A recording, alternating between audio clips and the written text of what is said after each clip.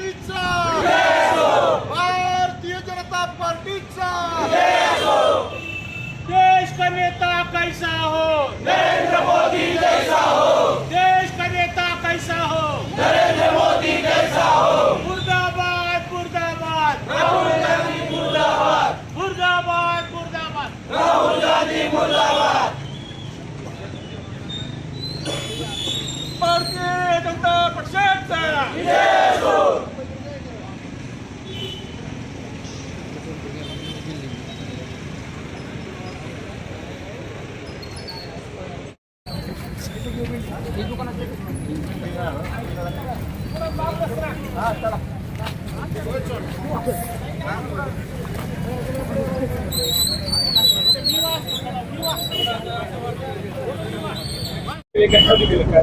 आंदोलन करण्याचं कारण असं आहे की नीट प्रवेश परीक्षेच्या अनुषंगानं जंतर मंतरवर जे आंदोलन सुरू आहे ते आंदोलन देशाच्या इतिहासात पहिल्यांदाच कोणीतरी काँग्रेसचे प्रवृत्तीचे लोक जाऊन किंवा काँग्रेसचे नेते खासदार जाऊन पंतप्रधानाच्या घराच्या बाहेर जाऊन ते निदर्शनं करतायत।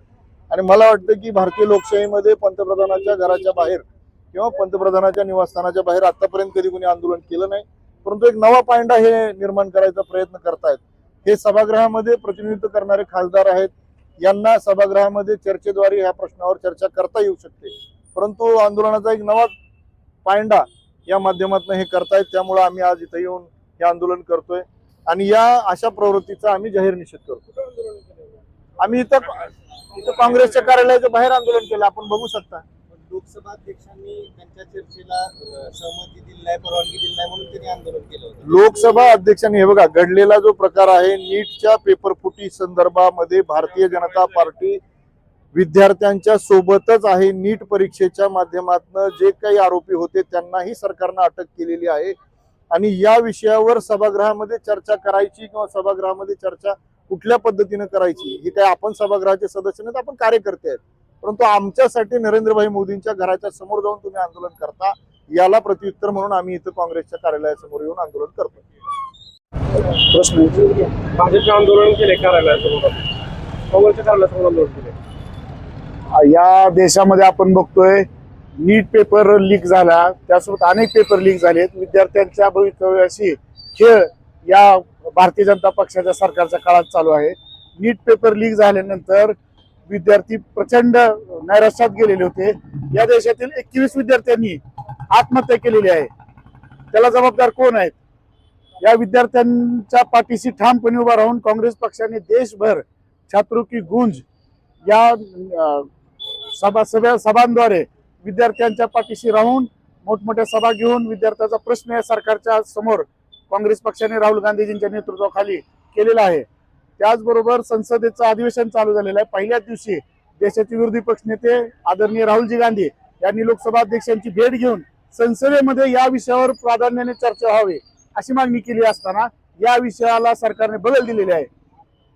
त्यानंतर राहुलजी गांधी यांनी काल पंतप्रधानांच्या निवासस्थानाच्या बाहेर ठिय्या आंदोलन करून या विद्यार्थ्यांच्या प्रश्नांकडे सरकारचं लक्ष वेधलं आहे आणि गेले 1 महिना झालं जंतर मंतरवर दिल्ली येथे देशभरातले विद्यार्थी त्यांच्या न्यायासाठी हक्कासाठी बसलेले आहेत। त्याच्याकडे सरकारला आणि या भारतीय जनता पक्षाला लक्ष द्यायला वेळ नाहीये। भाजपनं इथं आंदोलन केलं ते पंतप्रधानांच्या घरासमोर काँग्रेसनं आंदोलन केलं, त्यामुळे त्यांनी इथं आंदोलन केलं। याकडे कसं बघतात? हे गेल्या 12 वर्षात भारतीय जनता पक्षाची असहिष्णुता किती टोकाला गेलेली आहे याच्यावर आजच्या या प्रकारावरून आपल्याला लक्षात येईल की जनतेच्या प्रश्नावरती सामान्य नागरिक असतील किंवा विरोधी पक्ष आंदोलन करतात लोकशाही मार्गाने, हे त्यांचा हक्क आहे। मग काँग्रेस पक्षाने किंवा सामान्य लोकांनी आंदोलन केलं की त्याला प्रति आंदोलन करायचं, त्याला देशद्रोही ठरवायचं, त्याच्यावर संशय व्यक्त करायचा आणि ह्या देशामध्ये अराजक माजवण्याचं काम या सत्ताधारी भारतीय जनता पक्षाकडूनच केलं जात आहे। आणि आज या धाराशिव जिल्हा काँग्रेसच्या ऑफिसच्या बाहेर येऊन या धाराशिव जिल्ह्यातील भाजपच्या कार्यकर्त्यांनी पदाधिकाऱ्यांनी त्यांच्या पक्षश्रेष्ठीच्या सूचनेवरून आंदोलन केलं असेल, त्यांचा इथं दुसराच काहीतरी कार्यक्रम चालू आहे। त्या कार्यक्रमातून त्यांनी औपचारिकता म्हणून फेरफटका मारून एक 5 मिनिटांमध्येच धरणे आंदोलन करून निघून गेलेले आहेत। राहुलजी गांधी तिथे काल 3 तास 20 मिनिट बसले होते आणि स्वतःहून गेले नव्हते. पोलिसांनी त्यांना तिथून बळजुबरीने उचलून नेलं, काल आपण सर्वांनी पाहिलेलं आहे. मग आंदोलन करायचंय तर जरा तरी तिथं बसा,